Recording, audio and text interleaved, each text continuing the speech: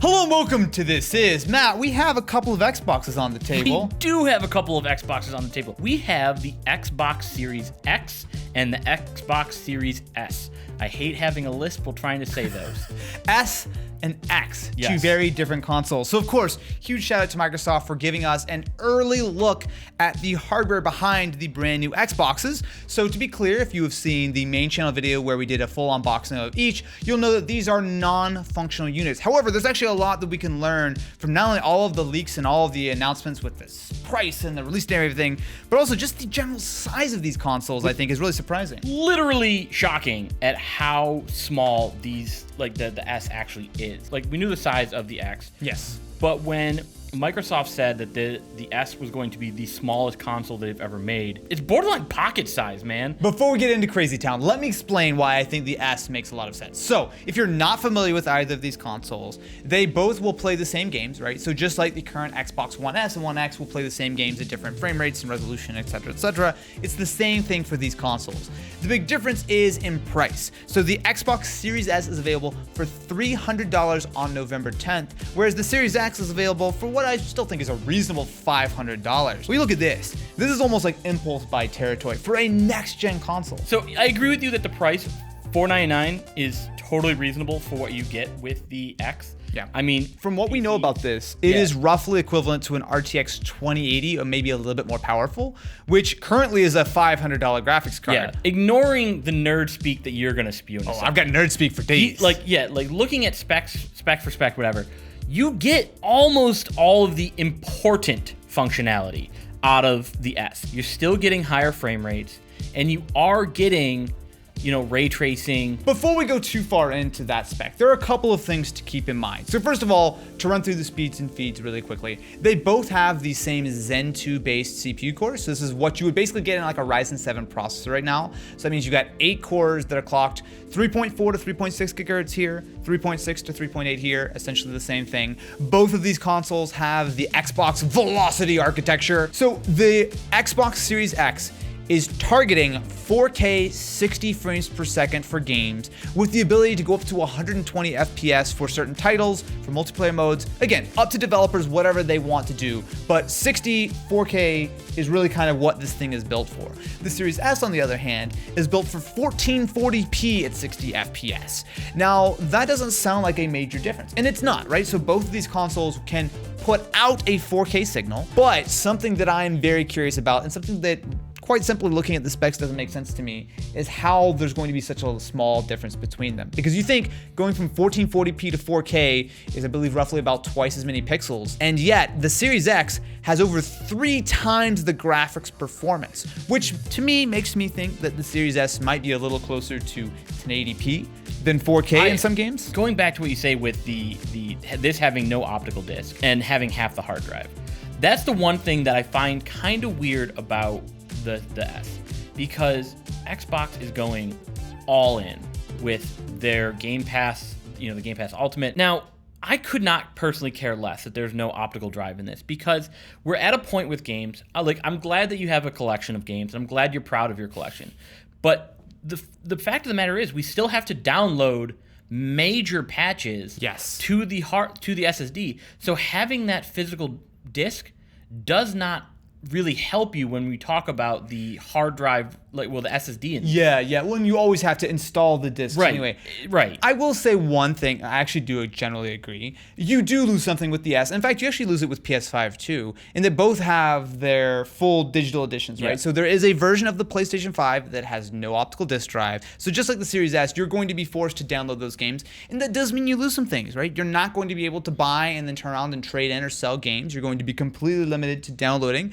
Personally, I've been pretty much on that train for a while. Yeah, I haven't done that in probably a decade. Yeah. I know there's a lot of people who disagree with that, but I mean, it is becoming less and less popular, especially with GameStops closing left and right. Yeah, I guarantee you, the Series S will outsell the Series X significantly. People are going to buy this thing, and they're going to only download games. No doubt, especially because, again, that emphasis on Game Pass. Microsoft is poising themselves to literally become the Netflix of gaming. But right now, for an incredibly reasonable price, you can get first-party day one games for, I think, at most $15 a month right now. And now they've included EA Access with Of or not course. EA Access, it's EA Play, but it's the same thing. It's really simple math here. If you are planning on buying at least 3 games, then you should totally just be doing Game Pass, because it ends up being cheaper in the long run, and you have access to this massive catalog of games. So if you look on the back of the Series S, obviously this is a non-functional unit, you will see the exact same memory card slot, or I think they have a more fancy name, but essentially it's a memory card slot for the SSD. So essentially what you get is both of these consoles have either 1 terabyte or 500 gigs of storage out of the box. You can use that. However, if you want to install games outside of that, you will need to buy one of these little memory cards. Now the PS5 actually has the ability to install another SSD internally, which is a nice thing, but that's a whole other can of worms because not a lot of SSDs will meet the speed requirements. Topic for a separate video. But when it comes to the Xbox Series S and the X, it is very straightforward. All of these new S and X games that are coming out expect to have an SSD, right? You need that to run the game.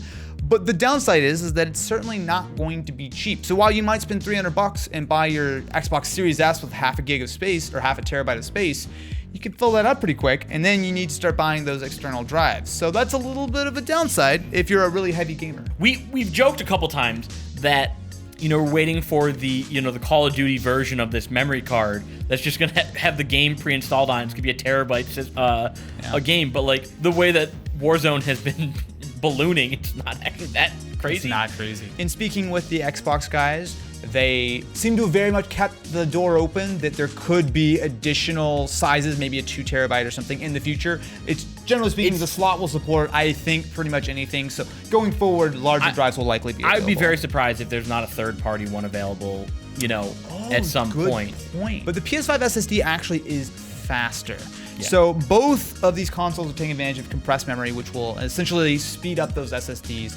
But the Xbox, I believe, uncompressed is like 2.4 gigabytes per second, whereas the PlayStation 5 is actually a decent chunk faster than that. For those of you who just care about the games and not the nerd speak that Austin is saying, it means your open worlds are going to load faster. You know, everything's going to load faster. You're not going to have a minute load time. You're going to have a second load time. Well, so that's a great point. We've been playing, if you're playing on a PlayStation or an Xbox right now, you are, unless you've modded your PS4, are playing on a very slow hard drive, right? And so many games this generation have minute plus load times. I'm looking at you, Red Dead 2. Yeah. Even though this is the smaller, the cheaper, the less powerful system, the SSD is the same. Sure, it's a little bit smaller, but the speed, the performance, everything will be the same. The actual processing power, the CPU, is the same. Really, what you're losing when you go to the Series S is graphics horsepower, which is important, but you'll still be able to play those same games, and you have still the capability of going to like 120 FPS and everything if the game supports it. For $200 less, are you really benefiting from that 4K versus the, you know, 1080 or 1440? So, okay. I don't think you are. Yes, if you're purely wanting to play at 4K 120, but that's not really what this is about. It's targeting 4K 60. Some games will run at 120, but that's not the main focus. What I'm very much curious about, and hopefully over the next few weeks and months as we get more information and we get to actually spend time with these consoles and really play with them, I want to know what the actual performance difference really is, because on paper, again, 1440 versus 4K, not the end of the world. But this has less than a third the graphics performance. I mean, on paper, this actual, on the pure graphics side, not counting the SSD and the CPU and everything, is actually a little bit less powerful than the current Xbox One X. I'm sure once you actually average it out, it's probably roughly in that same ballpark. Yeah. Has support for like ray tracing and stuff. But there's pure pixel pushing teraflop performance. This is significantly behind, which makes me question if it's really going to hit 1440p. Are you just losing a little bit of resolution, or are you actually doing it at like lower settings and whatnot? That's why I think the Series S is the correct console for most people. I 100% agree. I do not agree that the Series X is for no one, because if you want that real next-gen experience, this is going to be a much bigger step forward. It's ultimately up to developers. You can make, if you're a developer, you can make your game run at any resolution, frame rate. Like, the toggles are there. I mean, the hardware exists. It is capable of things, and generally speaking, they are sort of targeting specific kind of like configurations, but you can do whatever you want. That's my next point on why I just don't I don't think this is going to be for most people, is because there's a lot of developers who won't take advantage of the hardware in here. They're gonna, because it's cheaper for the developer to develop it for the baseline of the lowest common denominator. They're not gonna make a game that can't run on the Series S. Right.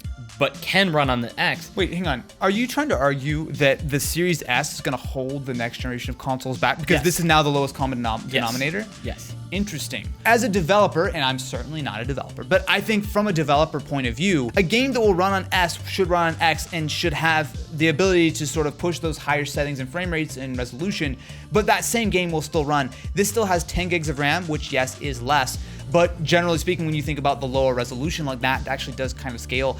I agree that this will hold things back to a degree, and this is certainly the least powerful of the next generation consoles that we'll have for the next 6, 7, 8 years. But because it has all of those same core specs, I don't think it's going to hold things back too much. You're still getting that same overall package, and I don't think it's going to completely ruin developers' lives to have a system which is a little bit less powerful to target. I just personally think that the S makes so much sense for so many people that it still is the better console for the vast majority of you. But if you want that next-gen AAA 4K 120 FPS, etc., experience, the Series X is still here, and this is all, of course, completely ignoring the little Sony PlayStation 5, which I think is going to potentially throw a little bit of a wrench in all of this. Because, I mean, who's going to get the Series X and the S and PS5 and juggle? Like, that's going to be a really confusing thing for a lot of people of what do they actually want. I do want to talk about the payment plans for these for a second, though, because while they look amazing on paper, there is some fine print that There always is. Yeah, for a lot of people who would most benefit from these payment plans, chances are you're not going to qualify for it. It is a good deal, though, when you consider that if you're already going to pay for Game Pass and or Xbox Live, that 25, 35 bucks a month is not wildly off, and you get yourself the hardware. The fact that it's even like offered at all is actually really great, and I kind of wish that more products would offer something similar. But it's going to be very interesting to see how many people go, you know what?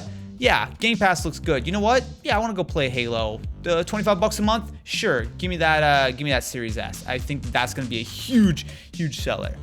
Anyway, thank you very much for watching this episode of This Is. Make sure to not only subscribe here to the channel for more console and game show content, but also go over to the main channel where we've done an unboxing of both the Series X as well as the Series S. You don't have anything witty to say, Matt? Or is that just the end of the video?